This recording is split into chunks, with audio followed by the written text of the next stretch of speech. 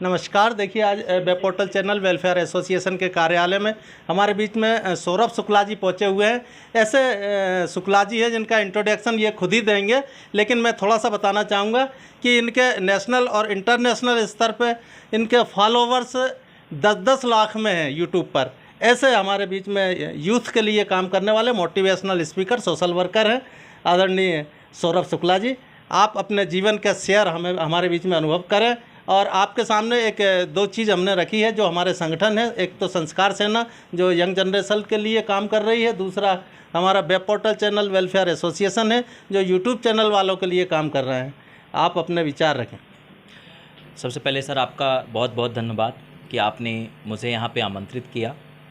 मैं पिछले 12 सालों से पब्लिक स्पीकिंग में हूँ। 12 सालों से मैं लोगों के बीच में अपने विचार साझा करता हूँ और मैं यूट्यूब में वीडियोस बनाता हूँ। यूट्यूब के अलावा बहुत सारे प्लेटफॉर्म हैं जहाँ पे मैं अपने वीडियोस बनाता हूँ, जिसमें लगभग मेरे 60 लाख के आसपास फॉलोवर हैं, 6 मिलियन के आसपास फॉलोवर्स हैं पूरे हर प्लेटफॉर्म को यदि जोड़ दिया जाए।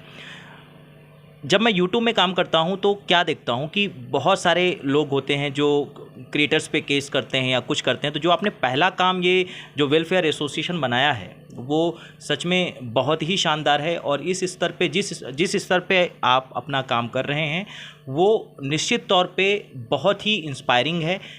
यहाँ पे बहुत मदद मिलेगी। जो न्यूज़ बनाते हैं, किसी प्रकार की भी सूचना देते हैं, वो लोगों के लिए बहुत हेल्पफुल है। आप बहुत नेक कार्य कर रहे हैं।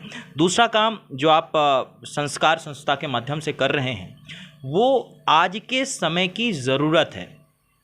क्योंकि मैं समाज सेवा से जुड़ा रहा हूँ, काफ़ी सालों से मैं समाज सेवा कर रहा हूँ, तो मैं क्या देखता हूँ कि अक्सर ऐसा होता है कि बच्चे जो होते हैं अपने पेरेंट्स को छोड़ देते हैं। और अनाथालय में मैं कई बार अनाथालय में गया जहाँ पे मैंने गरीबों को साड़ी दिया या फिर कुछ भी दान दिया, तो वहाँ पे जाकर के ये पता चलता है कि ये लोग बहुत गरीब परिवार से नहीं हैं, बशर्ते इनके बच्चे उनको नहीं रख रहे हैं। तो क्योंकि कहीं ना कहीं हो सकता है कि भावनाओं की कमी रही होगी। देखिए, मैं गाँव से पला बढ़ा हूँ, तो बचपन से मेरे अंदर एक संस्कार डाला गया कि हमारे जीवन में हम जो भी हैं अपने पेरेंट्स की वजह से हैं। तो इस दुनिया में चाहे सब कुछ छूट जाए लेकिन पेरेंट्स का साथ नहीं छूट सकता है। हमारे माँ बाप के एहसान हमारी ज़िंदगी में इतने ज़्यादा हैं कि यदि अपनी चमड़ी के हम जूते भी उनको पहना देंगे तो एहसान कभी हम नहीं कर सकते हैं। लेकिन कुछ लोग भूल जाते हैं उस माँ का दर्द जो 9 महीने तक बच्चे को पेट में रखती है, उस पिता का दर्द जो अपने बच्चों की अच्छी परवरिश के लिए अपने आप को पूरी तरह से गिरवी रख देता है, अपने जीवन को सेक्रीफाइस कर देता है। कायदे से इस दुनिया के अंदर यदि माँ बाप कोई आप कंसिडरेशन देखें तो भगवान से कम नहीं है। वो भगवान हर जगह हर इंसान की मदद के लिए नहीं पहुंच सकते थे, इसलिए उन्होंने भगवान के रूप में माता पिता को इस धरती पे भेजा। और हर इंसान को सम्मान करना चाहिए। और ये दोनों ही चीज़ों से मैं बहुत कनेक्टेड फील कर रहा हूँ। आपकी जो दोनों संस्थाएं हैं इनके लिए मैं बहुत शुभकामनाएं देना चाहता हूँ। बहुत ही नेक कार्य कर रहे हैं आप। बहुत बहुत धन्यवाद शुक्ला जी।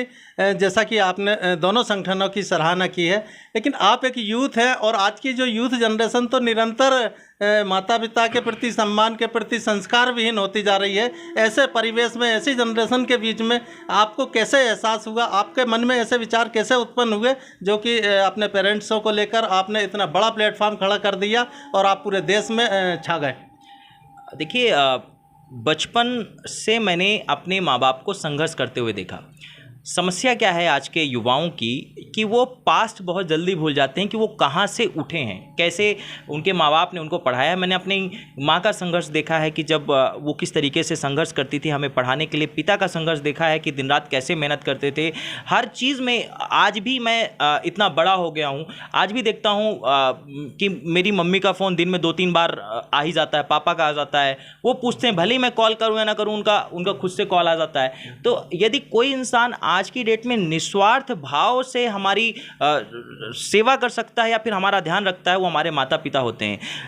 इंसान के अंदर कोई ऐब हो या ना हो, उसको कभी एहसान फरामोश नहीं होना चाहिए। मैं कहता हूं कि हमारे माँ बाप कितने ज़्यादा एहसान है, उनका दिल नहीं दुखाना चाहिए। और ये एहसास मुझे पहले दिन से रहा है, क्योंकि हर चीज़ की कमी देखी है, उनकी तड़प देखी है, उनकी मेहनत देखी है और उस चीज़ को एहसास किया है। और मैं हमेशा बोलता हूं कि माता पिता की एक दुआ आपकी ज़िंदगी बना देगी। वो खुद रो लेंगे लेकिन आपकी ज़िंदगी में खुशियाँ बिखेर देंगे।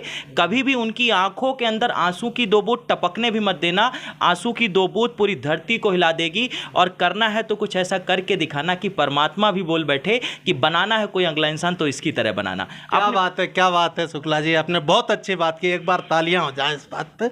बहुत बहुत धन्यवाद आपका, जिस तरीके से आपने बताई। अच्छा, कुछ यूथ ऐसे हैं जिनके मन में, हृदय में विचार तो है कि हम ऐसा करें, हम प्लेटफॉर्म पे जाएं, लेकिन वो यंग जनरेशन जो है प्लेटफॉर्म पे जाने के लिए उनको कहाँ से शुरुआत करना चाहिए, थोड़ा सा यूथ के लिए? देखिए,